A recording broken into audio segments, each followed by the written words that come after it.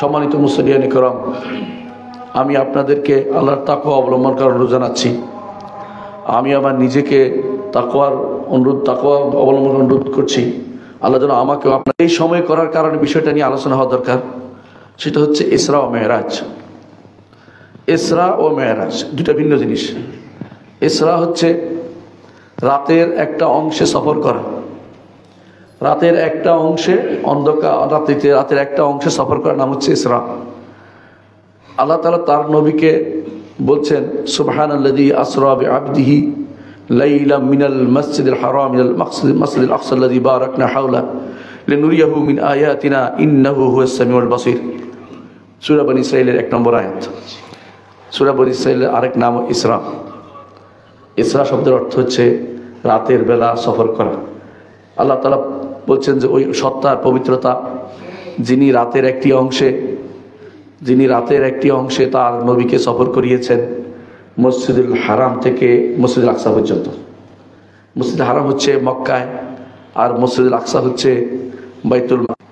অর্থাৎ নিচের দিকে সফরটার নাম হচ্ছে ইসরা, উপরের দিকে সফরটা হচ্ছে মেরাজ। কোরআনে কারীমে আল্লাহ তাআলা সূরা বনী ইসরাঈলে ইসরার কথা উল্লেখ করেছেন। অর্থাৎ যেই সফরটা বাইতুল্লাহিল হারাম থেকে শুরু করে বাইতুল মাকদিস পর্যন্ত হয়েছে, এটা আল্লাহ তাআলা কোরআনে কারীমে সরাসরি বলে দিয়েছেন। করতে পারেন, কিন্তু সৃষ্টির কেউ আল্লাহ ছাড়া, কারণ আল্লাহর নাম এবং গুণ ছাড়া অন্য কিছু দিয়ে শপথ করতে পারে না। অন্য কিছু শপথ করলে শিরিক হয়ে যায়। আল্লাহ তাআলা শপথ করে বলছেন, মা দাল্লা সাহিবুকুম ওয়া মা গাওয়া, তোমাদের সাথী পথভ্রষ্ট হননি এবং তিনি পথ হারাননি। ওয়া মা ইয়ানতিকু আনিল হাওয়া, অর্থাৎ মুহাম্মদ সাল্লাল্লাহু আলাইহি ওয়াসাল্লাম তিনি সঠিক পথের উপর আছেন। ওয়া মা ইয়ানতিকু আনিল হাওয়া, নিজের প্রবৃত্তি থেকে কিছু বলেন না। ইন হুয়া ইল্লা ওয়াহয়ু ইউহা, যা বলেন শুধু ওহী থেকেই বলেন। আল্লামাহু শাদীদুল কুওয়া, তাকে শিক্ষা দিয়েছেন শক্তিশালী একটি সত্তা, তিনি হচ্ছেন জিবরিল আলাইহিস সালাতু ওয়াস সালাম। দু মিররাতিন, অত্যন্ত সুন্দর। ফাস্তাওয়া, তিনি তার ষষ্ঠভাবে বসেছিলেন। ওয়া হুয়া বিল উফুকিল আলা, প্রান্ত দেশে। একবার রাসূলুল্লাহ সাল্লাল্লাহু আলাইহি ওয়াসাল্লাম জিবরিলকে প্রান্ত দেশে দেখেছেন, তার 600 ডানা বিশিষ্ট। প্রান্ত দেশে দেখেছেন 600 ডানা বিশিষ্ট চেয়ারের উপর দেখেছেন। তিনি সেই দৃশ্য দেখে ভয় পেয়ে গিয়েছিলেন যে বিশাল দৃশ্য, আকাশ পরিপূর্ণ হয়ে রয়েছে। জিবরিল আলাইহিস সালাতু ওয়াস সালাম তার আসল রূপে সেখানে তাকে দেখা দিয়েছিলেন। ফাকানা কাবা কাউসাইনি আও আদনা, তিনি রাসূলের 2 হাত নিকটে এসেছিলেন। এইখানে জিবরিল আলাইহিস সালাতু ওয়াস সালামকে কানা কাবা কাউসাইনি আও আদনা বোঝানো হয়েছে। এটাই হচ্ছে মুফাসসিরিনদের বক্তব্য। জিবরিল আলাইহিস সালাতু ওয়াস সালাম রাসূলুল্লাহ সাল্লাল্লাহু আলাইহি ওয়াসাল্লাম নিকটে এসেছেন। ফাআওহা ইলা আবদিহি মা আওহা, এরপরে জিবরিল আল্লাহর বান্দার কাছে যা ওহী দেয়ার তা ওহী দিয়েছেন সেদিন। মা কাযাবাল ফুআদু মা রাআ, অন্তর যা দেখেছে অন্তর সেটাকে কখনো মিথ্যা বলেনি। তারপর আমাদের মূল কথা ফিরে আসছি। তারপর বলছে ওয়ালাকাদ রাআহু নাজলাতান উখরা, ওয়ালাকাদ রাআহু নাজলাতান উখরা, আল্লাহর নবী জিবরিলকে দেখেছে আরেকবার। ইনদা সিদরাতুল মুনতাহা, সিদরাতুল মুনতাহার কাছে আল্লাহর নবী জিবরিলকে আরেকবার দেখেছিলেন। ইনদাহা জান্নাতুল মাওয়া, যেখানে জান্নাতুল মাওয়া অবস্থিত। ইজ ইয়াখশা সিদরাতা মা ইয়াখশা, যখন সিদরাতুল মুনতাহাকে ঘিরে থাকতো যা ঘিরে থাকার। মা যাগাল বাসার ওয়া মা তাগা, মা যাগাল বাসার ওয়া মা তাগা, চোখ বক্র হয়নি এবং কোনো সীমা উল্লঙ্ঘন করেনি, বরং ঠিকই রাসূলুল্লাহ সাল্লাল্লাহু আলাইহি ওয়াসাল্লাম জিবরিলকে দেখেছে, ঠিকই তিনি সিদরাতুল মুনতাহা দেখেছেন। লাকাদ রাআ মিন আয়াত রাব্বিহিল কুবরা, মুহাম্মদুর রাসূলুল্লাহ সাল্লাল্লাহু আলাইহি ওয়াসাল্লাম আল্লাহর বড় বড় নিদর্শনগুলি দেখেছেন সেখানে যখন তিনি সিদরাতুল মুনতাহায় গিয়েছিলেন। এই আয়াত থেকে আমরা বুঝতে পারি মুহাম্মদুর রাসূলুল্লাহ সাল্লাল্লাহু আলাইহি ওয়াসাল্লামের মেরাজের বর্ণনা কোরআনে কারীমে এসেছে এবং সেটার বর্ণনা আসছে সূরাতুন নাজমে। সিদরাতুল মুনতাহা পর্যন্ত আসার বর্ণনা, যাওয়ার বর্ণনা আমরা এখানে দেখতে পাই। সেখানে তিনি জিবরিলকে তার পূর্ণরূপে দেখেছেন।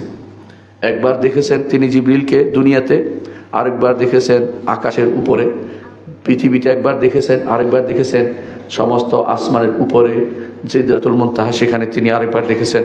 সূরা নাজমের 1 থেকে 18 নম্বর আয়াতে সেটা বর্ণনা করা হয়েছে। সম্মানিত মুসলিয়ানি کرام, ইসরা ও মেরাজ অর্থাৎ বাইতুল্লাহ থেকে শুরু করে বাইতুল মাকদিস পর্যন্ত এরপরে সেখান থেকে আল্লাহ যতটুকু চেয়েছেন অতটুকু পর্যন্ত মুহাম্মদুর রাসূলুল্লাহ সাল্লাল্লাহু আলাইহি ওয়াসাল্লাম তিনি যে গিয়েছিলেন এর বর্ণনা আমরা হাদিসের মধ্যে 17 জন সাহাবী থেকে দেখতে পাই। 17 জন সাহাবী সেটা বর্ণনা করেছেন। এর মধ্যে অধিকাংশ বর্ণনাই বিশুদ্ধ, কিছু কিছু অশুদ্ধ বর্ণনা এসেছে, সেগুলিও আমরা আলোচনা করব না। যেগুলো শুদ্ধ এসেছে সেগুলি আগে আলোচনা করে যাই। প্রথমেই বুখারী মুসলিমের হাদিসটি আলোচনা করতে চাই। আনাস ইবনে মালিক রাদিয়াল্লাহু আনহু বলেন, রাসূলুল্লাহ সাল্লাল্লাহু আলাইহি ওয়াসাল্লাম বলেছেন, উতিতু বিল বুরাকি, আমার কাছে বোরাক নিয়ে আসা হলো। ওয়া হুয়া দাব্বাতুন আবিয়াদ, এ হচ্ছে সাদা একটি প্রাণী, তাওয়ীলুন লম্বা, ফাওকাল হিমারি ওয়া দুনাল বাগলি, সেটা ছিল গাধার চেয়ে উঁচু কিন্তু খচ্চরের চেয়ে নিচু। ইয়াদাউ হাফিরা ইনদা মুনতাহা তরফিহি, যতটুকু চোখ যায় অতটুকু দূরে তার পা ফেলে। ক্বালা, রাসূলুল্লাহ সাল্লাল্লাহু আলাইহি ওয়াসাল্লাম বলেন, ফারাকিবতুহু হাত্তা আতাইতু বাইতুল মাকদিস, আমি এটার মধ্যে আরোহণ করলাম। এখানে অনেক ঘটনা আমি স্কিপ করে যাচ্ছি। আমি এটা হাদিস অনুসারেই চলছি যে আমি এই বোরাকে উঠলাম, অবশেষে বোরাক আমাকে নিয়ে বাইতুল মাকদিসে এসে পৌঁছলো। আমি আসলাম বাইতুল মাকদিসে। ক্বালা ফারাবাতুহু বিল হালাকাতিল্লাতী ইউরবাতু বিল আম্বিয়া, আমি বোরাককে বেঁধে রাখলাম যে ওই ছিদ্র দিয়ে যেখানে বেঁধে রাখে, রশি লাগিয়ে বেঁধে রাখা হয়, ওই হায়াতুল বোরাক এখনও আছে, যেখানে নবীরা আগে বাঁধতো, আমিও সেখানেই বোরাককে বেঁধে রাখলাম। ক্বালা রাসূলুল্লাহ সাল্লাল্লাহু আলাইহি ওয়াসাল্লাম বলেন, সুম্মা দাখালতুল মসজিদা, তারপর মসজিদে প্রবেশ করলাম। ফাসাল্লাইতু ফীহি রাকআতাইন, এতে আমি 2 রাকাত সালাত আদায় করলাম। অন্য বর্ণনা এসেছে নবীদের নিয়ে 2 রাকাত সালাত তিনি আদায় করেছেন। সেখানে নবীদেরকে আল্লাহ তাআলা আনার ব্যবস্থাপনা করেছিলেন। এর আগের বর্ণনায় আসছে, আসার সময় আমি দেখেছি মুসা আলাইহিস সালাতু ওয়াস সালামকে তার কবরে সালাত আদায় করতে দেখেছি। এটাও বিশুদ্ধ বর্ণনা। এর আগে রাসূলুল্লাহ সাল্লাল্লাহু আলাইহি ওয়াসাল্লাম কোথায় ছিলেন সেটা আমরা আলোচনা করিনি, কারণ এখানে বিশুদ্ধ বর্ণনা হচ্ছে রাসূল মসজিদে হারামে ছিলেন, অন্য বর্ণনাগুলি তেমন বিশুদ্ধ নয়। রাসূলুল্লাহ সাল্লাল্লাহু আলাইহি ওয়াসাল্লাম মসজিদে হারাম থেকে বাইতুল মাকদিস পর্যন্ত যাওয়ার পর সেখানে 2 রাকাত সালাত আদায় করলেন। তারপর রাসূল বলেন, রাসূলুল্লাহ সাল্লাল্লাহু আলাইহি ওয়াসাল্লাম বলেন, ফাজাআনি জিবরিল সুম্মা খারাজতু, তারপর বের হলাম মসজিদ থেকে। ফাজাআনি জিবরিল আলাইহিস সালাতু ওয়াস সালাম বিইনাইন মিন খামরিন ওয়া ইনাইন মিন লাবান, রাসূল তখন এক পাত্র মদ আর এক পাত্রে পানি নিয়ে আসলেন। ফাখতারতুল লাবানা, আমি তখন পানি না দুধ নিয়ে আসলেন, আমি তখন দুধ পছন্দ করলাম। জিবরিল বলেন, আপনি ফিতরাত পছন্দ করেছেন, অর্থাৎ যেটা আল্লাহ তাআলা স্বাভাবিক দিন দিয়েছেন সেটাকে আপনি পছন্দ করেছেন। সুম্মা উরজা বিনা ইলা সামা, তারপর আমাদের নিয়ে সেটা আকাশে উঠে গেল, আকাশে আমাদেরকে উঠানো হলো। বোরাক আকাশে উঠে নাই, বোরাক সেখানেই ছিল। বোরাক আকাশে উঠে নাই, বোরাক সেখানেই ছিল। বোরাক নিয়ে আকাশে সফর করেছে এমন বর্ণনা শুদ্ধ নয়। বোরাক ওখানেই ছিল। বোরাক নিয়ে শুধু বাইতুল্লাহ থেকে বাইতুল মাকদিস পর্যন্ত রাসূলুল্লাহ সাল্লাল্লাহু আলাইহি ওয়াসাল্লাম গিয়েছিলেন। দুনিয়ার সফর, উপরের সফরের জন্য তাকে উঠিয়ে নেওয়া হয়েছে। কিসে দিয়ে উঠিয়ে নেওয়া হয়েছে বলা হয়নি, সুতরাং এর মধ্যে সীমাবদ্ধ থাকতে হবে, বাড়িয়ে কথা বলা যাবে না। তারপর রাসূলুল্লাহ সাল্লাল্লাহু আলাইহি ওয়াসাল্লাম বলেন, তারপর আকাশে যাওয়ার পর ইস্তাফতাহা জিবরিল বললেন যে দরজা খোলো। ফাকিলা মান আনতা, বলা হলো আপনি কে? ক্বালা জিবরিল, আমি হচ্ছে জিবরিল। কিলা ওয়া মা'আকা, আপনার সাথে কে? বলা হলো মুহাম্মদ। বলা হলো তাকে কি ডেকে পাঠানো হয়েছে? বলে হ্যাঁ, তাকে ডেকে পাঠানো হয়েছে। ফাফুতিহা লানা, আমাদের জন্য খোলা হলো। এ হচ্ছে প্রথম আসমানের কথা। এভাবে মুহাম্মদুর রাসূলুল্লাহ সাল্লাল্লাহু আলাইহি ওয়াসাল্লাম প্রতি আসমানে তাকে এবং জিবরিলকে প্রশ্ন জিজ্ঞাসা করে তারপর খোলা হয়েছে। আসমানের দরজাগুলো সেভাবে সম্মানের সাথে মুহাম্মদুর রাসূলুল্লাহ সাল্লাল্লাহু আলাইহি ওয়াসাল্লামের জন্য খোলা হয়েছে। তারা তাকে আহলান ও সাহলান দিল, সাদর সম্ভাষণ জানালো। সেখানে তিনি পাইলেন আদম আলাইহিস সালাতু ওয়াস সালামকে। আদম আলাইহিস সালাতু ওয়াস সালামকে তিনি পেয়েছেন। আদম আলাইহিস সালাতু ওয়াস সালাম তিনি একদিকে তাকালে হাসেন, আরেকদিকে তাকালে কান্নাকাটি করেন। তার সন্তানরা যারা ডান দিকে আছে তারা জান্নাতি, আর বাম দিকে তারা জাহান্নামী। এদেরকে নিয়ে তিনি কান্নাকাটি করছেন এবং একদিন জান্নাতীদের নিয়ে তার আনন্দ অনুভূত হচ্ছে। এটাও বর্ণনা এসেছে। এ হচ্ছে প্রথম আসমানে আদম আলাইহিস সালাতু ওয়াস সালাম। দ্বিতীয় আসমানে গেলেন, সেখানে তিনি পাইলেন 2 জনকে, ঈসা এবং ইয়াহইয়া আলাইহিস সালাতু ওয়াস সালাম 2 জনকে পেলেন। সেখানেও আদম আলাইহিসসালাতু ওয়াসসালাম তাকে মুহাম্মদ সাল্লাল্লাহু আলাইহি ওয়াসাল্লামকে বলেছিলেন, মারহাবাম বিল ইবনি সালেহ ওয়া নবী সালেহ, মারহাবা আপনাকে আমার প্রিয় সন্তান, আমার নেককার সন্তান এবং আমার নেককার নবী, তার জন্য মারহাবা স্বাগতম তাকে জানিয়েছেন। দ্বিতীয় আসমানে ঈসা এবং ইয়াহইয়া তাদেরকে পেয়েছেন, তারাও তাকে স্বাগতম জানিয়েছেন। তৃতীয় আসমানে তিনি ইউসুফ আলাইহিসসালাতু ওয়াসসালামকে পেয়েছেন। রাসূলুল্লাহ সাল্লাল্লাহু আলাইহি ওয়াসাল্লাম বলেন, আমি তাকে দেখেছি যেন সৌন্দর্যের অর্ধেক আল্লাহ তাকে দিয়ে দিয়েছেন। চতুর্থ আসমানে তিনি ইদ্রিস আলাইহিসসালাতু ওয়াসসালামকে পেয়েছেন। সেখানে যে হাদিসে বর্ণনায় আল্লাহ তাআলার এই বাণীটিও সাহাবী উল্লেখ করেছেন, ওয়া রাফা'নাহু মাকানান আলিয়্যা, উঁচু জায়গাতে আমি উঠিয়ে নিয়েছি তাকে, অর্থাৎ চতুর্থ আসমানে উঠিয়ে নিয়েছেন। পঞ্চম আসমানে তিনি হারুন আলাইহিসসালাতু ওয়াসসালামকে পেয়েছেন। এখানে কোনো বর্ণনা অন্যটা এসেছে, কিন্তু এটাই বিশুদ্ধ বর্ণনা, বুখারীর বর্ণনা হিসেবে, অন্য বর্ণনা হিসেবে এটাকে প্রাধান্য দিচ্ছি যে পঞ্চম আসমানে তিনি হারুন আলাইহিসসালাতু ওয়াসসালামকে পেয়েছেন। তারপর ষষ্ঠ আসমানে মুহাম্মদুর রাসূলুল্লাহ সাল্লাল্লাহু আলাইহি ওয়াসাল্লাম মুসা আলাইহিসসালাতু ওয়াসসালামকে পেয়েছেন। মুসা আলাইহিসসালাতু ওয়াসসালাম তিনি তাকে দেখে কেঁদে দিলেন। কেন কাঁদলেন? বললেন, আমার পরে এমন একজন নবী আসলেন যিনি আমার চেয়েও বেশি উম্মত নিয়ে জান্নাতে প্রবেশ করবেন। এটা ঈর্ষা নয়, খুশির কান্না। মুহাম্মদুর রাসূলুল্লাহ সাল্লাল্লাহু আলাইহি ওয়াসাল্লামকে তিনি আনন্দ করেছেন, এটা হচ্ছে এর প্রমাণ। প্রতি আসমানেই তারা প্রত্যেকেই মুহাম্মদুর রাসূলুল্লাহ সাল্লাল্লাহু আলাইহি ওয়াসাল্লামকে স্বাগতম জানিয়েছেন। সপ্তম আসমানে তিনি যখন গেলেন, ইব্রাহিম আলাইহিসসালাতু ওয়াসসালামকে পেলেন। তিনি বাইতুল মামুরে ঠেস দিয়ে বসা ছিলেন। ইব্রাহিম আলাইহিসসালাতু ওয়াসসালাম তাকে বললেন, তোমার উম্মতকে আমার পক্ষ থেকে সালাম দিবে এবং বলবে জান্নাতের জন্য, জান্নাতের গেরাস হচ্ছে, জান্নাতের মধ্যে যে মাটি আছে অত্যন্ত উর্বর, সেই মাটি গাছ লাগাতে হলে লা হাওলা ওয়ালা কুওয়াতা ইল্লা বিল্লাহ পড়তে হবে। এটা তিনি জানিয়ে দিলেন মুহাম্মদ সাল্লাল্লাহু আলাইহি ওয়াসাল্লামকে। মুহাম্মদ রাসূলুল্লাহ সাল্লাল্লাহু আলাইহি ওয়াসাল্লাম এরপরে হাদিসটি এসে তা হচ্ছে, হাত্তা রুফাইতু ইলা মুস্তাওয়া সারিফিল আকলাম, এরপরে আমাকে উঠানো হয়েছে যেখানে আমি কলমের শব্দ শুনতে পাচ্ছি, খসখস শব্দ। এই কলমে কি লিখছে? প্রতিদিন যা হচ্ছে তা লেখা হচ্ছে, প্রতিদিন যা লিখেছে যা হচ্ছে তা লেখা হচ্ছে। আগে যা লিখেছে তা তো লেখা হয়ে গেছে, এখনও আমি আপনি যা করি তাও লেখা হচ্ছে, কারণ সেখানেও আপনার আমল নামার কোনো কিছু বাদ যাচ্ছে না। ফেরেশতাও লিখছে, উপরেও লিখছে, কোথাও লেখা বন্ধ হচ্ছে না, সেটাও লেখা হচ্ছে। অর্থাৎ কোনো বর্ণনায় এসেছে যে এটা নয়, বরং সেখান থেকে ফেরেশতারা কপি করছে, কাজ ভাগ করে নিচ্ছে, সেটাকে লেখা হয়েছে। এটাও অসম্ভব কিছু না। এখন প্রশ্ন হচ্ছে, এই হচ্ছে মূল ঘটনা। এরপরে কি ঘটেছে? এরপরে যে বর্ণনা এসেছে তা হচ্ছে যে দানাল জব্বার রব্বুল ইজ্জত, মহান রব্বুল ইজ্জত নিকটে আসলেন। মহান রব্বুল ইজ্জত নিকটে আসলেন। নিকটে এসে ফাতাদাল্লা, তিনি আরও নিকটে নামলেন। তাদাল্লি অর্থ নামা, কীভাবে নামছেন জানি না। নামলেন হাত্তা কানা কাবা কাউস কানা ফি কানা মিনহু কাবা কাউসাইন আও আদনা। আল্লাহ রসুলের তখন নিকটে আসলেন 2 কাউস বা তার থেকেও নিকটে, 2 তীর ধনুকের মতো দূরত্ব অথবা তার থেকে নিকটে এসে মুহাম্মদুর রাসূলুল্লাহ সাল্লাল্লাহু আলাইহি ওয়াসাল্লামকে তার সাথে মুহাম্মদ সাল্লাল্লাহু আলাইহি ওয়াসাল্লামের সাথে তিনি কথা বললেন। এটা হচ্ছে উপরে, নিচে নয়। অর্থাৎ যেটা তিনি উপরে আল্লাহ তাআলার কাছে গিয়েছিলেন। আল্লাহ তাআলা কোথায়? তাহলে উপরে। এটা আমরা এখান থেকেও প্রমাণ পাই। মুহাম্মদুর রাসূলুল্লাহ সাল্লাল্লাহু আলাইহি ওয়াসাল্লাম তাকে জিজ্ঞাসা করা হয়েছিল, এই হাদিসের মধ্যে এসেছে আরেক বর্ণনায়, যে আপনি কি তখন আল্লাহকে দেখেছিলেন কিনা? তখন তিনি বলেছিলেন, নূরুন আন্না আরাহু, তিনি তো নূর, আমি তাকে কিভাবে দেখতে পাবো? আমি তাকে কিভাবে দেখতে পাবো? অন্য বর্ণনায় এসেছে রাআইতু নূরান, আমি তো আলো দেখেছি। অর্থাৎ আল্লাহকে তিনি দেখতে পাননি, আল্লাহকে কেউ দেখতে পায়নি। আল্লাহকে দেখতে পাবে মৃত্যুর পরে। মুহাম্মদুর রাসূলুল্লাহ সাল্লাল্লাহু আলাইহি ওয়াসাল্লাম স্বপ্নে আল্লাহকে দেখেছেন, কিন্তু বিশদ বর্ণনা দেননি। স্বপ্ন যেহেতু মৃত্যুর ভাই, স্বপ্নিক মৃত্যুর কারণে তিনি আল্লাহকে দেখেছিলেন এবং এটা সহিহ হাদিস দ্বারা সাব্যস্ত।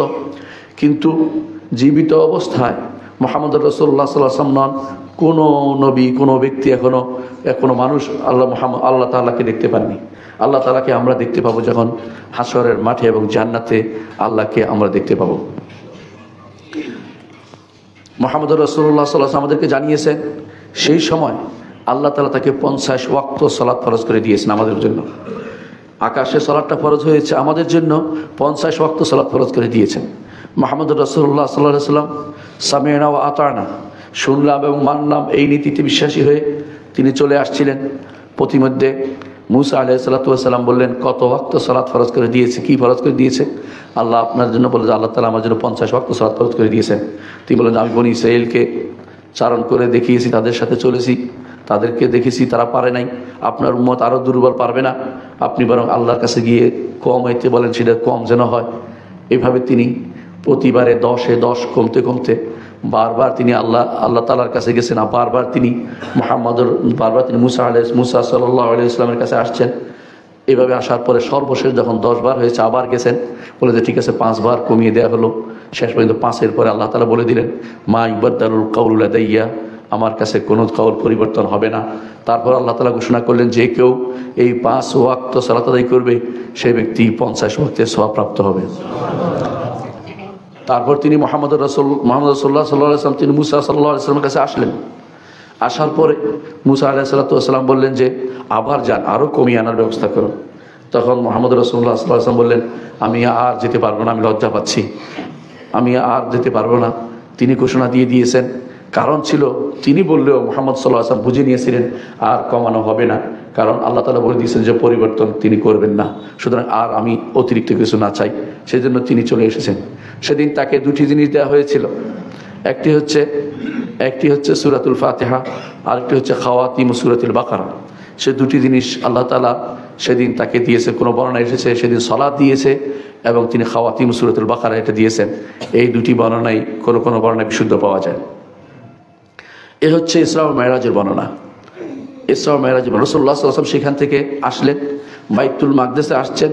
সেখানে কোনো বর্ণনা আসছে আবার 2 রাকাত পড়েছেন, সেখানে আবার নবীদের সাথে ইমামতি করেছেন। ওই বর্ণনাটা দুর্বল। প্রথমেই তিনি ইমামতি করেছেন, তারপর তিনি মক্কায় চলে আসেন। মক্কায় আসার পরে সকালবেলা তিনি ঘোষণা দিলেন যে আমি বাইতুল মাকদেস গিয়েছি, সেখান থেকে উপরে গিয়েছি, নিয়ে নেওয়া হয়েছে আমাকে। এই ঘোষণায় কাফেররা শুনেই এর বিরোধিতা করতে আরম্ভ করলো। এ হচ্ছে বাইতুল মাকদেস বা ইসরা ও মেরাজের সংক্ষিপ্ত বর্ণনা, যার উদ্দেশ্য হচ্ছে ভুল বর্ণনাগুলো যেন আমাদের সামনে না থাকে। অনেকে বিভিন্ন রকমের কাহিনী বর্ণনা করবে, সেগুলিকে কোনোভাবেই শুনবেন না। আমরা বিশ্বাস করি যে ইসরা ও মেরাজ অর্থাৎ ইসরা ও মেরাজ জাগ্রত অবস্থা হয়েছে। রাসূলুল্লাহ সাল্লাল্লাহু আলাইহি ওয়াসাল্লামের ইসরা ও মেরাজ জাগ্রত অবস্থা হয়েছে বলে আমরা বিশ্বাস করি, এবং আমরা বিশ্বাস করি তিনি ঘুমন্ত ছিলেন না এই সময়। হ্যাঁ, ঘুমন্ত মেরাজ আরও হয়েছে, ঘুমন্ত মেরাজ বহু হয়েছে। ঘুমন্ত মেরাজের বর্ণনার মধ্যে এসেছে যে রাসূলুল্লাহ সাল্লাল্লাহু আলাইহি ওয়াসাল্লামকে নিয়ে যাওয়ার পরে তিনি দেখেছেন যে জিনাকারীর কীভাবে শাস্তি হয়, মিথ্যাবাদীর কীভাবে শাস্তি হয়, সালাত পরিত্যাগকারীর কীভাবে শাস্তি হয় এবং সুদখোরের কীভাবে শাস্তি হয়। ওই বর্ণনাগুলো কিন্তু এই রাত্রির সাথে জড়িত না। এই বর্ণনাগুলো সবগুলো আলাদা। ওই বর্ণনাগুলো হচ্ছে সম্পূর্ণ ভিন্ন স্বপ্নিক মেরাজের বর্ণনা, স্বপ্নিক মেরাজের বর্ণনা। সুতরাং স্বপ্নিক মেরাজের সাথে দৈহিক শারীরিক মেরাজ, জাগ্রত মেরাজকে একসাথ করে ফেলবেন না। হ্যাঁ, এই মেরাজের একটি বর্ণনা এইভাবে এসেছে, বিশুদ্ধ বর্ণনা। সেটা হচ্ছে রাসূলুল্লাহ সাল্লাল্লাহু আলাইহি ওয়াসাল্লাম জিবরিল সিদরাতুল মুনতাহার পরে তাকে নিয়ে জান্নাতে প্রবেশ করেছেন। রাসূল জান্নাতের অবস্থান দেখেছেন, জান্নাতে কি বর্ণনা সেটা তিনি দিয়েছেন এবং সেটার মাটি সম্পর্কে বর্ণনা আমাদেরকে জানিয়েছেন। তিনি নাহরুল কাউসার সম্পর্কে জানিয়েছেন। নাহরুল কাউসার অর্থাৎ আল্লাহ তাআলা তাকে যে কাউসার দিয়েছেন সেটাও তাকে দেখিয়েছেন এবং সেটাও মুহাম্মদ রাসূলুল্লাহ সাল্লাল্লাহু আলাইহি ওয়াসাল্লাম দেখেছেন। এটার বর্ণনার মধ্যে রাসূলুল্লাহ সাল্লাল্লাহু আলাইহি ওয়াসাল্লাম সে বিশুদ্ধ বর্ণনার মধ্যে এটাও এসেছে যে সিদরাতুল মুনতাহাকে ঘিরে রেখেছে, সেটাও দেখেছেন যে আল্লাহর পক্ষ থেকে এত সুন্দর আলো পড়েছে যে তিনি সেটা দেখে লাকাদ রাআ মিন আয়াতি রাব্বিহিল কুবরা, এত সুন্দর আলো কীভাবে হলো। এটাই কেউ রাফরাফ নাম দিয়েছে। রাফরাফ নামে যা বর্ণিত ছিল সেই আলোটা, এই সৌন্দর্যটা। রাফরাফ কোনো বিছানার নাম নয়, বিছানার নাম না যা বিছানায় উঠেছেন। রাফরাফ কোনো ব্যক্তির নাম না যা পিঠে চড়ে তিনি উপরে গেছেন, যেগুলি আমাদের সমাজে প্রচলিত আছে। আব্দুল কাদের জিলানীর পিঠের উপরে দাগ দেখা গেছে, তিনি কিসের দাগ রাসূল হাঁটে গেছেন ওটার পায়ের উপর দিয়ে। এই জাতীয় মিথ্যা কথা যেন আমরা কখনো না বলি। এগুলি ডাহা মিথ্যা কথা, বানোয়াট বর্ণনাকারীদের কাজ ছাড়া কিছুই নয়। রাফরাফ মূলত আর কিছু নয়। বর্ণনা আসছে যে এই সৌন্দর্যটার বর্ণনাই হচ্ছে রাফরাফ, যেটা এসে পড়েছে উপর থেকে সেই সিদরাতুল মুনতাহার মধ্যে, গাছের মধ্যে যা পড়েছে এটার নাম হচ্ছে রাফরাফ। এই জালের মতো যেটা পড়েছে সেটা, যেটা দেখে রাসূলুল্লাহ সাল্লাল্লাহু আলাইহি ওয়াসাল্লাম সৌন্দর্য অবলোকন করেছেন এবং আশ্চর্যান্বিত হয়েছেন, সেটাই হচ্ছে রাফরাফ। এর বাইরে রাফরাফ বলতে কোনো বিছানা বোঝানো হয় না, টেনে নেওয়া হয়েছে এরকম কিছুই না। এগুলি সবই বানোয়াট বর্ণনা ছাড়া কিছুই নয়। এই ব্যাপারে বিস্তারিত জানতে পারেন শেখুল আলবানী রহমতুল্লাহর একটা কিতাব আছে আহাদিসুল ইসরা ওয়াল মেরাজ, তিনি সবগুলিকে জমা করে শুদ্ধ অশুদ্ধ বর্ণনা করে দিয়েছেন। সম্মানিত মুসল্লিয়ান ইকরাম, এখন প্রশ্ন করতে পারেন যে এই ইসরা ওয়াল মেরাজ কখন সংঘটিত হয়েছে? ইসরা ওয়াল মেরাজ সংঘটিত হওয়ার ব্যাপারে বর্ণনা যেগুলি এসেছে সেটা হচ্ছে যে এটা ছিল রবিউল আউয়াল মাসে, রবিউল আউয়াল মাসে। আর আরেক বর্ণনায় আসছে এটা ছিল রবিউল আখির মাসে, অর্থাৎ রবিউল আখির অর্থ রবিউল আউয়ালের পরে যেটা আসে সেটা রবিউল সানি যেটাকে বলে, এটা রবিউল আখিরও বলে এটাকে। তো এর অর্থ হচ্ছে ইসরা ওয়াল মেরাজ রজব মাসের ব্যাপারে 3 নম্বর বর্ণনা হচ্ছে রজব মাসে আসছে। রজব মাসের ব্যাপারে 3 নম্বরের বর্ণনাটি আমাদের দেশে খুব প্রসিদ্ধ, আমাদের দেশে সেটা খুব প্রসিদ্ধ, কিন্তু বিশুদ্ধ বর্ণনায় রজব মাসে সেটা অনুষ্ঠিত হয়নি। অথচ আমরা এখন রজব মাসেই আছি। এই মাসেই মানুষ বিভিন্ন রকমের কাজ করে থাকে। এই কাজগুলি কোনোটাই আল্লাহ তাআলার পক্ষ থেকে অনুমোদিত না। সেটা কি রজব পালন করার বিষয় নয়, 1 নম্বর। দ্বিতীয়ত, যদি লাইলাতুল মেরাজ ধরে নিয়ে এটা পালন করার জন্য কেউ কেউ অনুষ্ঠান করে থাকে, এইটারও কোনো বৈধতা নেই। মূলত নির্ধারণ করা যাবে না, এটাই বিশুদ্ধ মত যে লাইলাতুল মেরাজের রাত্রি কোনটি হয়েছে তা নির্ধারণ করা যাবে না, তার মাসও নির্ধারণ করা যাবে না, কারণ এই ব্যাপারে বিশুদ্ধ কোনো বর্ণনা আসেনি। শুধু এটাই বলতে হবে যে এইটা হয়েছে, এইটা হয়েছে, এটাকে ঈমান আনতে হবে। বরং নির্ধারণ করলে আপনি বিপদে পড়বেন, কারণ আপনি না জেনে কথা বলেছেন, আর না জেনে কথা বলা বড় গুনাহ। আমরা এই 1 নম্বর শিক্ষা হচ্ছে যে আল্লাহর পক্ষ থেকে পুরস্কার একটু পেতে হলে একটু কাঠখড় পোহাতে হবে। আল্লাহর পক্ষ থেকে পুরস্কার পেতে হলে পুরস্কার সবসময় কর্ম শেষ করার পরেই পাওয়া যায়, কর্মের মাঝখানে পুরস্কার পাওয়া যায় না। কাজ করতে হবে, ধৈর্য ধারণ করতে হবে, ঈমান আনতে হবে, আমল সালেহ করতে হবে, দাওয়াত দিতে হবে, সবর করতে হবে, এরপরে পুরস্কার পাওয়া যাবে। দুনিয়ার বুকে যত মানুষ আজ পুরস্কার আশায় তাড়াতাড়ি করে কিছু পেতে চাচ্ছে, সেটা আল্লাহর সুন্নাহ বিরোধী। আল্লাহ তাআলা দুনিয়া পুরোটাই রেখেছেন কাজ করার জন্য। আল-ইয়াউমা আমাল গাদান জাযা, আজকে হচ্ছে আমলের সময়, পুরস্কার তো আখিরাতে পাবেন। সুতরাং তাড়াহুড়ো করে পুরস্কার আশা করবেন না। আল্লাহ তাআলা দুনিয়াতেও কখনো কখনো মানুষকে বিপদে ফেলে সব শেষে তাকে তার পরিণতি সুন্দর করে দেন। কখনো কখনো দুনিয়াতে না দিলে আখিরাতে দিবেন, কিন্তু তাই বলে এমনিতে আপনি পুরস্কার পেয়ে যাবেন তা কিন্তু নয়। দেখুন, চিন্তা করে দেখুন, মুহাম্মদ রাসূলুল্লাহ সাল্লাল্লাহু আলাইহি ওয়াসাল্লাম ইসরা ওয়াল মেরাজ, এটা তার মর্যাদার অন্তর্ভুক্ত, এটা তার নিদর্শনের অন্তর্ভুক্ত। এটা এমন এক জিনিস যেটা তার নবুয়তকে প্রমাণ করে, এবং এটার কারণে অনেকেই পথভ্রষ্ট হয়ে গেছে। এখন পর্যন্ত অনেকেই পথভ্রষ্ট হচ্ছে, যারা ইসরা ওয়াল মেরাজকে মেনে নেয় না, যারা এটাকে মনে করে এটা শুধুমাত্র স্বপ্নিক, ওটা কোনোদিন শারীরিকভাবে হয়নি, যারা মনে করে তারাও পথভ্রষ্ট হয়ে গেছে। এটা এমন এক আল্লাহর নিদর্শন যা নিয়ে গর্ব করা সাজে যে আমাদের নবী, তাকে আল্লাহ তাআলা ডেকে নিয়েছেন, এটা সম্মানের বিষয়। এই সম্মান এসেছে বিরাট কষ্টের পরে। আমি কয়েকটি কষ্টের উল্লেখ করব। 3টি বছর বন্দিত্ব জীবন কাটিয়েছেন মুহাম্মদ রাসূলুল্লাহ সাল্লাল্লাহু আলাইহি ওয়াসাল্লাম। কেমন বন্দিত্ব জীবন? কিছুই পায়নি, পেটের খিদায় কান্নাকাটি করতো বাচ্চারা, বাইরে কাফেররা শুনতো, তারা সেটা নিয়ে হাসাহাসি করতো, কিন্তু কেউ খাবার পৌঁছে দেওয়ার চিন্তা করেনি। শিহাবে আবি তালেবে বন্দী ছিলেন মুহাম্মদ রাসূলুল্লাহ সাল্লাল্লাহু আলাইহি ওয়াসাল্লাম, এবং তার সাথীরা বন্দী জীবন কাটিয়েছেন। সাদ ইবনে আবি ওয়াক্কাস রাদিয়াল্লাহু আনহু বলেন, একবার আমি খিদায় টিকতে না পারে বের হলাম, পেশাব আসছে, পেশাব করতে গিয়ে দেখলাম যে পেশাবের শব্দের ছনছন শব্দ করতেছে। আমি বুঝলাম যে নিচে কিছু একটা পাওয়া যাবে। তখন আমি খুঁটিয়ে দেখলাম যে একটা চামড়া পাওয়া গেছে, উটের চামড়া। আমি সেটা উঠিয়ে নিলাম, সেটাকে ধুইলাম, সেটাকে পোড়ালাম, পোড়াইয়া ভাগ করে করে একটু একটু করে এটা খেলাম, এবং জীবিকা নির্বাহের ব্যবস্থা করলাম। কয়েকদিন পর্যন্ত সেটা খেয়েছি, আর কিছুই ছিল না। অর্থাৎ তিনি যে জিনিস মানুষের চামড়া ফেলে দেয় সেটা তিনি পেয়েছেন, সেটাকে ধুয়ে পরিষ্কার করে পুড়িয়ে, একবার এখানায় পুড়িয়ে সেটা একটু একটু করে খেয়েছেন ক্ষুধা নিবৃত্তির জন্য। এই কষ্ট তারা করেছেন 3টি বছর। তাছাড়া রাসূলুল্লাহ সাল্লাল্লাহু আলাইহি ওয়াসাল্লামের যিনি সবচেয়ে বেশি তাকে আগলে রাখতেন, আবু তালেব, তিনিও এরপরে মারা যান। এমনকি আবু তালেবের মৃত্যুর পরে আবু লাহাব আরও বেশি বেপরোয়া হয়ে যায়। সে পাথর মারতে আরম্ভ করে, যেখানে রাসূল যান সেখানে তার পিছনে গিয়ে বলতে থাকেন যে দুলামালি মারতে থাকে, আর বলতে থাকে যে তার কথা শোনা যাবে না, সত্যবাদী নয়, সে মিথ্যাবাদী কথা বলে বলে জায়গায় জায়গায় রাসূল যেখানে যেতেন সেখানেও সে যাইত। এমনকি কখনো কখনো কোনো বর্ণনা এসেছে সাহাবীরা বলছেন যখন আমরা এই আবু লাহাবের চিৎকার শুনলাম, বলে কিছু একটা হয়েছে, বললাম কি হয়েছে, মানুষকে জিজ্ঞাসা করলাম, বলে যে ওই লোক হচ্ছেন রাসূল দাবি নবুয়তের দাবি করছে, আর এই লোক হচ্ছে তার চাচা ভাতিজার লড়াই, আপনারা দেখে নেন। তো আমরা শোনার জন্য রসুলের কাছে যেতাম যে গন্ডগোলটা আর শোনার জন্য যাই, যে দেখতাম যে রসুল সত্য বলছেন, আমরা ঈমান আনতাম। এটাই প্রমাণ করে যে কখনো কোনো বাধাটা কখনো কখনো আমাদের জন্য সহায়ক হবে। আকীদা বিশ্বাস, সহি আকীদা বিশ্বাসকে অনেকে বাধা দিয়ে আরও বেশি সেটাকে প্রচার প্রসার করে দিচ্ছে, কারণ তারা জানে না যে আল্লাহর দ্বীন এভাবেই প্রচার প্রসার পায়। মুহাম্মদ রাসূলুল্লাহ সাল্লাল্লাহু আলাইহি ওয়াসাল্লাম যখন আবু তালেবের মৃত্যুর পরে তিনি অনেক কষ্ট পেলেন, এমনকি তিনি তায়েফে গেলেন। সেই সময় তায়েফের 3 ভাই তারা ইসলামকে গ্রহণ করলো না।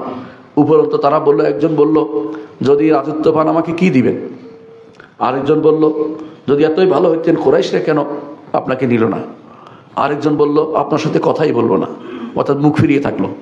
রাসূলুল্লাহ সাল্লাল্লাহু আলাইহি ওয়াসাল্লাম অনেক কষ্ট করে ফিরে আসতে চাইলেন, কিন্তু তারা লোক লাগিয়ে দিল, বাচ্চাদেরকে লেলিয়ে দিল। বাচ্চারা পাথর মেরে রক্তাক্ত করে দিয়ে রসুলের পা দিয়ে রক্ত পড়তে থাকলো। পাহাড়ের ফেরেশতা এসে বলল, আপনি অর্ডার করুন, আমি দুদিক থেকে এই জাতিকে ধ্বংস করে দেই, পাহাড়কে দুদিক থেকে একসাথ করে দেই। রসুল বললেন, না, আমি আশা করি এদের পেট থেকে আল্লাহ তাআলা এমন প্রজন্ম বের করবেন যারা একমাত্র আল্লাহর ইবাদত করবে, তার সাথে কাউকে শরীক করবে না। রাসূলুল্লাহ সাল্লাল্লাহু আলাইহি ওয়াসাল্লাম সেখান থেকে আসার পরে তার স্ত্রী অথবা তার আগে তার স্ত্রী খাদিজা রাদিয়াল্লাহু আনহা মারা যান। রাসূলুল্লাহ সাল্লাল্লাহু আলাইহি ওয়াসাল্লামের মক্কাতে আর এমন কেউ থাকলো না যার কাছে তিনি তার অভাব অভিযোগগুলি বলতে পারবেন, অথবা তার কাছে বলতে পারবেন কিভাবে কি ঘটনা ঘটেছে। আল্লাহ তাআলা তাকে সেই সময় সান্ত্বনা দিলেন। তিনি তাকে তখন উপরে উঠিয়ে নিয়ে মেরাজ বা ইসরা মেরাজের মাধ্যমে তাকে সম্মানিত করলেন। সুতরাং এর দ্বারা প্রমাণিত হয় যে আল্লাহর সাহায্য আসবেই, ঈমানদারকে ধৈর্য ধারণ করতে হবে। দ্বিতীয় যে শিক্ষা আমরা পাই তা হচ্ছে আত-তাবাত, দ্বীনের উপরে প্রতিষ্ঠিত থাকতে হবে। এখন দ্বীনের উপর আছি, কোনো কারণে দ্বীন থেকে দূরে সরে না যায়, বিশুদ্ধ আকীদা মানহাজের উপর প্রতিষ্ঠিত হতে হবে। কারো জন্য আমরা বিশুদ্ধ আকীদা মানহাজ গ্রহণ করিনি, কে সমালোচনা করলো, কে প্রশংসা করলো, এটাকে দূরে সরিয়ে না দিলে আপনি বিশুদ্ধ আকীদা মানহাজের উপর থাকতে পারবেন না। আপনাকে সুদৃঢ় হতে হবে, যেমনি হতে হবে আবু বকর রাদিয়াল্লাহু আনহুর মতো। তার কাছে যখন লোকেরা এসে বলল যে আপনার সাথী বলছে এক রাত্রিতে তিনি বাইতুল্লাহ থেকে বাইতুল মাকদেস গেছেন, সেখান থেকে উপরে গেছেন, আর আমরা সারা সফর করতে 1 মাস লাগে, তিনি এক রাত্রিতে চলে গেলেন, আবার চলেও আসলেন, আবার উপরেও গেলেন, কি বলেন? তিনি বললেন, যদি বলতেন তিনি সত্য বলেছেন সরাসরি, তখন তারা বলতো যে তাহলে আপনি আগে থেকে মুখস্থ করে আসেন। এই জন্য তিনি বললেন যদি তিনি বলে থাকেন তাহলে সত্য বলেছেন। কিভাবে তিনি সেটা এত বেশি সুদৃঢ় দিনের উপর ছিলেন যে এই দৃঢ়তাই তাকে শেষ পর্যন্ত সিদ্দিক নামে অভিহিত করে। উম্মতের মধ্যে শ্রেষ্ঠ ব্যক্তি ছিলেন সিদ্দিক।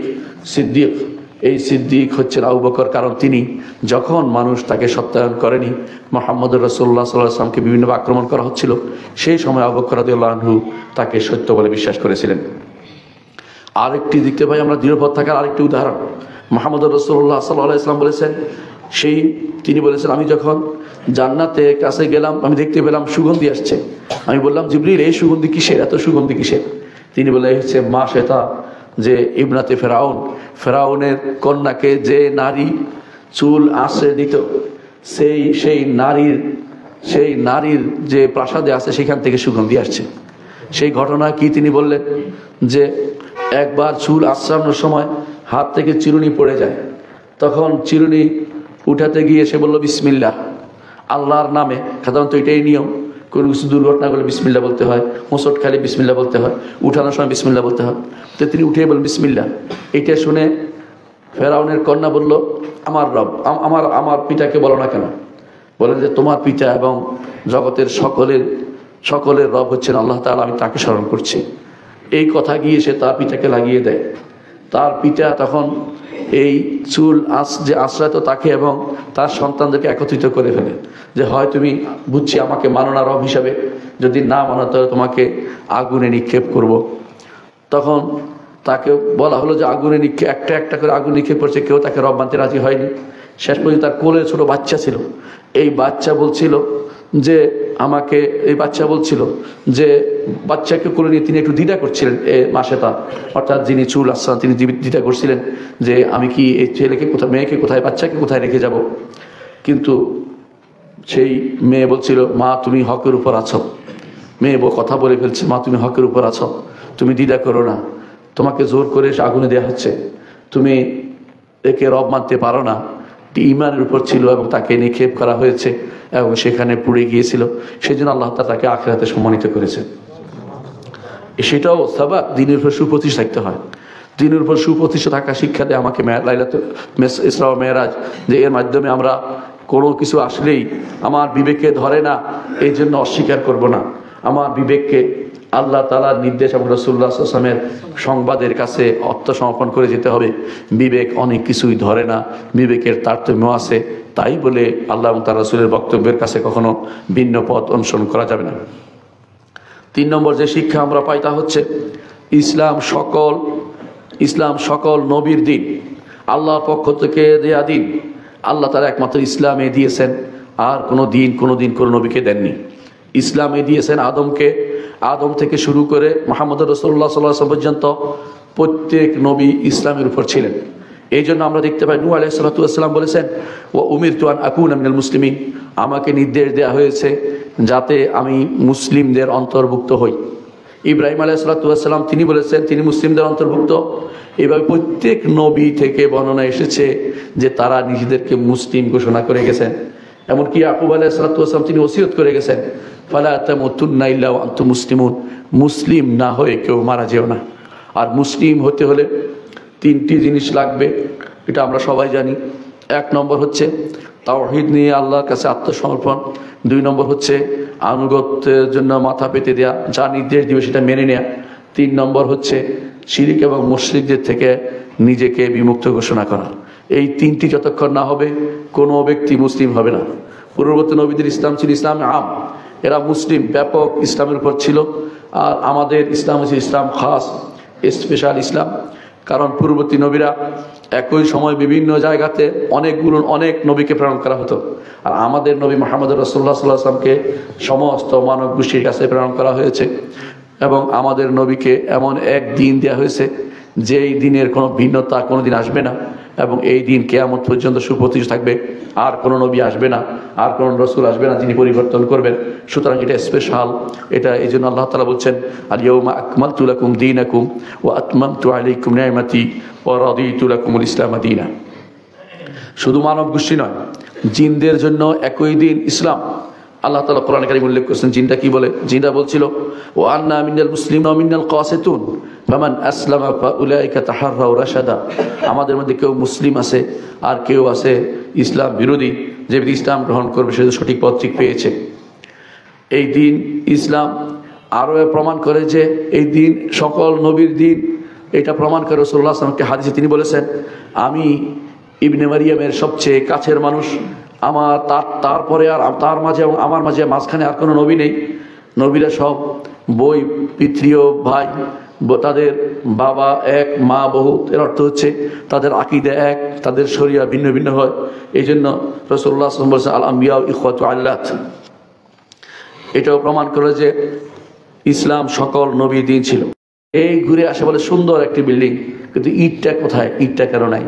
তারপর এই ইটাটা দেওয়ার পরে বিল্ডিংটা সুন্দর হয়ে গেছে। আমি হচ্ছি সেই ইট, যে ইটের মাধ্যমে নবুয়তের ধারা পরিসমাপ্তি ঘটেছে। রাসূলুল্লাহ সাল্লাল্লাহু আলাইহি ওয়াসাল্লাম এবং অন্য সকল নবী তারা ইসলামের উপর ছিলেন। আরেকটি প্রমাণ হচ্ছে যখনই মুহাম্মদ রাসূলুল্লাহ সাল্লাল্লাহু আলাইহি ওয়াসাল্লাম তিনি যখন এক স্তর পার করে আরেক স্তরে যেতেন, প্রত্যেক স্তরে নবীরা তাকে বলতেন মারহাবান বিল ইবনে সালেহ ওয়ান নবী সালেহ, মারহাবা। প্রত্যেকে তাকে সাদর সম্ভাষণ জানিয়েছেন যে উত্তম সন্তান, উত্তম নবী। কোন নবী বলেছেন আখুস সালেহ, উত্তম ভাই এবং উত্তম নবী। কারণ তারা সরাসরি নবীর বংশের নয়, এই জন্য তারা ছিলেন ইসহাকের বংশধর, তারা বলছেন আখ। আর যারা সরাসরি মুহাম্মদ রাসূলুল্লাহ সাল্লাল্লাহু আলাইহি ওয়াসাল্লামের বংশধর তারা বলছেন ইবেন, কারণ সরাসরি মুহাম্মদ রাসূলুল্লাহ সাল্লাল্লাহু আলাইহি ওয়াসাল্লাম ইব্রাহিম আলাইহিস সালাতু ওয়াস সালামের ইসমাঈলের বংশধর, এই জন্য তারা বলেছেন ইবেন, আর অন্যরা বলেছেন ভাই। এটা বুঝিয়ে দিলেন যে নবী গোষ্ঠী সব একই, তারা একই ইসলাম নিয়ে দুনিয়াতে এসেছিলেন। ইসলাম ছাড়া অন্য কোনো দিন আল্লাহ কখনো নাজির করেননি। আল্লাহ তাআলা কোনো দিন ইসলাম ছাড়া অন্য কিছু দেননি, যদি ইহুদিবাদ, নাসারাবাদ বা এই জাতীয় কোনো দিন আল্লাহ তাআলা দেননি। আর দুনিয়া যে সমস্ত এখন জাগতিক যে সমস্ত ধর্ম আছে, এগুলিতে সবই হচ্ছে মানুষের বানানো জিনিস। চতুর্থ যে শিক্ষা আমরা পাই তা হচ্ছে মসজিদে আকসার মর্যাদা। মসজিদে আকসার মর্যাদা, আল্লাহ তাআলা তার নবীকে সরাসরি মক্কা থেকে উপরে উঠাইতে পারতেন, কিন্তু মক্কা থেকে উপরে উঠাননি। কারণ আপনারা ভালো করে জানেন, বাইতুল মামুর মক্কা সোজা উপরে, বাইতুল মাকদিস সোজা উপরে নয়। কিন্তু তারপরে রাসূলুল্লাহ সাল্লাল্লাহু আলাইহি ওয়াসাল্লামকে মক্কা থেকে বাইতুল মাকদিস নিয়ে গেছেন কেন? কারণ আপনারা জানেন যে এটার মর্যাদা রয়েছে। নবীদের কেবলা ছিল বাইতুল মাকদিস। মুহাম্মদুর রাসূলুল্লাহ সাল্লাল্লাহু আলাইহি ওয়াসাল্লামকে ইসরা ও মিরাজে সেখানে নিয়ে গেছেন। আর হাদিসে আছে রাসূলুল্লাহ সাল্লাল্লাহু আলাইহি ওয়াসাল্লাম বলেছেন যে 3টি জায়গায় আমাদেরকে সফর করার জন্য, সফর বাঁধার জন্য অনুমতি দেওয়া হয়েছে, সওয়াবের জন্য। এমনি আপনি অনেক কিছু সফর করতে পারেন, কিন্তু সওয়াবের আশা নিয়ে 3টি জায়গায় শুধু যেতে পারবেন। একটি হচ্ছে মক্কা, একটি হচ্ছে মদিনা, আর একটি হচ্ছে বাইতুল মাকদিস। অন্য কোনো কিছুর জন্য যেতে পারবেন না, এই 3টি মসজিদের জন্য। অন্য কোনো কিছুর জন্য যেতে পারবেন না। এমনকি আপনি ভালো করে জানেন যে মসজিদে কুবাতে সালাত আদায় করলে একটি পূর্ণ উমরার সওয়াব পাওয়া যায়, কিন্তু এইটার জন্য আপনি সফর করতে পারবেন না। সফর করবেন মদিনার মসজিদের জন্য, সেখানে গেলে মসজিদে কুবাতে যেতে পারবেন। পার্থক্য বিশাল, বিশাল পার্থক্য। এই জন্য রাসূলুল্লাহ সাল্লাল্লাহু আলাইহি ওয়াসাল্লাম কবর শরীফের জন্য সফর করতে পারবেন না। সফর করে মসজিদে নববীর জন্য, সেখানে গিয়ে রাসূলুল্লাহ সাল্লাল্লাহু আলাইহি ওয়াসাল্লামের কবর আপনি জিয়ারত করবেন এবং তার 2 সাথী আবু বকর ওমর কবর জিয়ারত করবেন। সেখান থেকে কিছু পাওয়ার আশা নয়, সুন্নত পালনের জন্য শুধু এই জিয়ারত।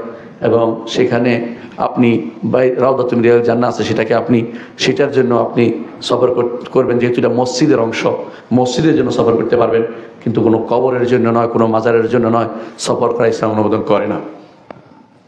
পঞ্চম যে শিক্ষা আমরা পাই তা হচ্ছে সালাতের গুরুত্ব। সালাতের গুরুত্ব, কিভাবে সালাতের গুরুত্ব রয়েছে? সালাত আকাশে ফরজ হয়েছে এবং সালাত 50 ওয়াক্ত ফরজ হয়েছে। 5 ওয়াক্ত সালাত দিয়ে 50 ওয়াক্তের সওয়াব আমরা পেতে যাচ্ছি। সুতরাং সালাতের গুরুত্ব এর মধ্যে স্পষ্ট হয়ে যাচ্ছে। ষষ্ঠ যে শিক্ষা আমরা পাই তা হচ্ছে মুহাম্মদ রাসূলুল্লাহ সাল্লাল্লাহু আলাইহি ওয়াসাল্লাম তিনি বাইতুল মাকদিসে সমস্ত নবীদের ইমামতি করেছেন। এটা দ্বারা বোঝা গেল তিনি সমস্ত মানব গোষ্ঠীর মধ্যে তিনি শ্রেষ্ঠ। এই জন্য তিনি এক হাদিসে বলেছেন, আনা সাইয়্যিদু ওয়ালাদি আদম ওয়ালা ফখর। আদম সন্তানের সবার আমি সাইয়্যিদ, আমি সেটা অহংকার করে বলছি না। তিনি অহংকার করে বলেননি, তবে সেটা সত্য। সমস্ত নবী গোষ্ঠী তার পিছনে সালাত আদায় করে তিনি যে ইমাম সেটাকে স্বীকৃতি দিলেন, এইটাও এর দ্বারা প্রমাণিত হয়। সপ্তম যে শিক্ষা আমরা পাই তা হচ্ছে বাইতুল্লাহ কাবা। মুহাম্মদ রাসূলুল্লাহ সাল্লাল্লাহু আলাইহি ওয়াসাল্লাম তিনি কাবার কাছে তাকে প্রেরণ করা হয়েছে, জিবালে ফারান তাকে প্রেরণ করা হয়েছে। এই কাবা হয়ে গেছে জগতের নেতৃত্বের মূল জায়গা, এটা এর দ্বারা প্রমাণিত হয়। কাবা থেকে একজন লোক গিয়ে বাইতুল মাকদিসের ইমামতি করা, এইটা এর দ্বারা প্রমাণিত হয় যে কাবার নেতৃত্ব এবং বাইতুল্লাহর কর্তৃত্ব এইটা সব কিছুর উপরে প্রাধান্য পাবে। অষ্টম যে শিক্ষা আমরা পাই তা হচ্ছে মুহাম্মদ রাসূলুল্লাহ সাল্লাল্লাহু আলাইহি ওয়াসাল্লাম উভয় কাবার ইমাম। মুহাম্মদ রাসূলুল্লাহ উভয় কাবার ইমাম, তিনি এখানেও ইমামতি করেছেন, ওখানে ইমামতি করেছেন। আর মসজিদের রাসূল সাল্লাল্লাহু আলাইহি ওয়াসাল্লাম তিনি ইমামই ছিলেন। এর অর্থ হচ্ছে মুহাম্মদ রাসূলুল্লাহ সাল্লাল্লাহু আলাইহি ওয়াসাল্লাম তিনি ইমাম, হাইয়ান ওয়া মাইয়িতান, জীবিত মৃত সর্বাবস্থায় তিনি আমাদের ইমাম। নবম যে শিক্ষা আমরা পাই সেটা হচ্ছে রব্বুল আলামিন তার আরশের উপরে, রব্বুল আলামিন সব কিছুর উপরে, এবং আল্লাহকে উপরের দিকে ডাকা হয়, আল্লাহকে নিচের দিকে ডাকা হবে না। সর্বত্র আল্লাহকে বলা যাবে না, তাকে উপরে, এটা শিক্ষা এর মাধ্যমে আমরা প্রাপ্ত হই। 10 নম্বর যে শিক্ষা আমরা পাই তা হচ্ছে মুহাম্মদ রাসূলুল্লাহ সাল্লাল্লাহু আলাইহি ওয়াসাল্লাম জান্নাত দেখেছেন এবং কাউসার দেখেছেন। জান্নাত সেটা উপরে, আর আমরা জানি জান্নাতুল ফেরদাউস আরশের নিচে, আর কাউসার হচ্ছে জান্নাতুল ফেরদাউস থেকে যে আল্লাহর আরশ থেকে যে স্রোতস্বিনী বেরিয়ে আসছে সেটা হচ্ছে কাউসার। এই কাউসারের মালিক হচ্ছেন মুহাম্মদুর রাসূলুল্লাহ সাল্লাল্লাহু আলাইহি ওয়াসাল্লাম। 11তম শিক্ষা হচ্ছে যে ইসরা ও মেরাজ এইটা মুসলিমের আকীদার একটি অংশ। এটা যে ব্যক্তি বিভ্রান্ত হবে সেই ব্যক্তি বিভ্রান্ত বলে বিবেচিত হবে। এখানে 3 গ্রুপ আছে। এক গ্রুপ বাড়িয়ে বাড়িয়ে অনেক কথা যোগ করে দিয়েছে, এরা বাড়াবাড়ি করছে। আরেক গ্রুপ আছে যারা পুরোপুরি অস্বীকার করেছে, আহলুস সুন্নাত ওয়াল জামাত তারা বাড়ানো এবং ছাড়ানো দুইটার মাঝে অবস্থান করেছে। তারা বাড়াবাড়িও করে না, ছাড়াছাড়িও করে না। এটার উপর তারা ঈমান রাখে যে ইসরা ও মেরাজকে যেভাবে এসেছে কোরআন এবং সুন্নাহ বিশুদ্ধ হাদিস যেভাবে সেভাবে তারা বিশ্বাস করে থাকে। 12 নম্বর শিক্ষা হচ্ছে রাসূলুল্লাহ সাল্লাল্লাহু আলাইহি ওয়াসাল্লাম তিনি জাতিসমূহের নেতৃত্ব তিনি দিবেন। তার আগমনের পরে সমস্ত জাতিসমূহের যে সমস্ত ইমাম ছিল, যত নেতা আছে, যত রকমের দিন আছে, সবগুলির উপরে মুহাম্মদ রাসূলুল্লাহ সাল্লাল্লাহু আলাইহি ওয়াসাল্লামকে স্থান দিতে হবে। এবং এই জন্য রাসূলুল্লাহ সাল্লাল্লাহু আলাইহি ওয়াসাল্লাম সে হাদিসটি স্মরণ করবেন। তিনি বলেছেন, কুল্লু উম্মতি ইয়াদখুলুল জান্নাতা ইল্লা মান আবা, প্রত্যেকটি উম্মতেই জান্নাতে যাবে, তবে যে আমাকে অস্বীকার করবে সে জান্নাতে যাবে না। কিলা ওমান ইয়া রাসূলুল্লাহ, বলা হলো কে আপনাকে অস্বীকার করে? খাবা ও খাসির। ক্বালা মান আতাআনি দাখালাল জান্নাহ ওয়া মান আসানি ফাকাদ আবা, যে আমার আনুগত্য করলো সে জান্নাতে প্রবেশ করলো, যে আমার অবাধ্য হলো সে তো আমাকে অস্বীকার করলো। রাসূলকে মানতে যে ব্যক্তি রাজি হবে না সেই ব্যক্তি ঈমানদার হতে পারবে না। শুধু লা ইলাহা ইল্লাল্লাহ এটা যথেষ্ট নয়, এটার অর্থ জেনে এটার দাবি অনুসারে মুহাম্মদুর রাসূলুল্লাহ সাল্লাল্লাহু আলাইহি ওয়াসাল্লামকে মানতে হবে, নইলে কোনো ব্যক্তি ঈমানদার হতে পারবে না। 13তম যে শিক্ষা আমরা পাই সেটা হচ্ছে বাইতুল মাকদেস আমাদের জন্য আমানত। আজ তাবৎ ইহুদি এবং নাসারা এবং কাফের শক্তি বাইতুল মাকদেসকে নিয়ে সিনিমিনি খেলছে। তাদের একটা অংশ দখল করে আরও বেশি দখল করতে যাচ্ছে। এভাবে তারা মুসলিম দেশগুলোকে প্রধানত করছে, মুসলিমদেরকে অপমানিত করছে। আমাদের কাঁধের উপর আমানত হয়েছে বাইতুল মাকদেস। সেটা এক সময় ওমর ইবনে আব্দুল আজিজ সেটাকে ওমর রাদিয়াল্লাহু আনহু সেটাকে তিনি বিজয় এনেছিলেন। তারপর সেটাকে সালাহুদ্দিন আইয়ুবী সহ পরবর্তী জেনারেশন সেটাকে আবার পুনরুদ্ধার করেছিলেন। আবার আল্লাহ তাআলার কাছে আমাদের এই দোয়া থাকবে, তিনি যেন এমন কোনো কায়েদ, এমন কোনো নেতৃত্বের ব্যবস্থা করেন যার নেতৃত্বে মুসলিম বিশ্বের লোকেরা যারা চায় তারা একত্রিত হয়ে বাইতুল মাকদেসকে আবার পুনরুদ্ধার করতে পারবে। বাইতুল মাকদেসের এই পুনরুদ্ধার কাজে অবশ্যই যারা শরীক হবে তারা সারা দুনিয়াতে প্রশংসিত হবে। যেমনিভাবে প্রশংসিত হয়েছে ওমর রাদিয়াল্লাহু আনহু এবং নুরুদ্দিন জিঙ্কি এবং সালাহুদ্দিন আইয়ুবী সহ যারাই এই কাজে ছিল সবসময় তারা প্রশংসিত হয়েছে। এটা মুসলিম এবং কাফেরদের এটা ঈমানের পরিচায়ক জায়গা। মুসলিমরা আজ বিভিন্ন শততা বিভক্ত হয়ে গেছে, ঈমান ও আকীদার কোনো গুরুত্ব তাদের নেই। সেরকম ঈমান থাকতে হবে যে ঈমানের কারণে বিজয় লাভ হবে, সেরকম শক্তি থাকতে হবে যে শক্তির কারণে সালাহুদ্দিন আইয়ুবী ঈমান এবং শক্তির কারণে বলিয়ান হয়ে বিজয় আনতে পেরেছিলেন। আল্লাহ তাআলার সাহায্য তখনই আসে যখন মানুষের ঈমান ও ইখলাস আসে। আমাদের ঈমান ও ইখলাসে ত্রুটি থাকলে বাইতুল মাকদেস আমাদের হাতে আসবে না। যদি এমন কারো কাছে আপনি ধর্ণা দেন যারা সাহাবায়ে কেরামকে গালি দেয়, যারা ওমরকে গালি দেয়, যে ওমর তিনি বিজয় এনেছেন তাকে যারা গালি দেয়, তাদের হাতে কোনোদিন বাইতুল মাকদেসে পুনরুদ্ধার হবে না। সুতরাং আপনি অনাহুত চেষ্টা করবেন না। যারা বড় বড় বাগড়ম্বর মারে, আবার ভিতরে ভিতরে কাফের ইহুদিদের সাথে সম্পর্ক রক্ষা করে চলে, এই সমস্ত মোনাফেক টাইপের উম্মতের লোকগুলো বিভিন্ন দেশে তাদের ইসলামের কথা যতই বলুক না কেন, তারা আসলে মোনাফেক লোক। এদের দ্বারা বাইতুল মাকদেস কখনো আবার মুসলিমদের হাতে আসবে না। সুতরাং মুসলিমদের হাতে আসতে হলে আবার আমাদেরকে ঈমান ও আকীদার বলিয়ান হতে হবে, আমাদেরকে বিশুদ্ধ হতে হবে, আমাদেরকে আল্লাহর পথে ফিরে আসতে হবে। আকুলু কওলি হাযা ওয়া আস্তাগফিরুল্লাহ লি ওয়া লাকুম ওয়া লিসাইরিল মুসলিমিন ফাস্তাগফিরু ইন্নাহু হুয়াল গফুরুর রাহিম।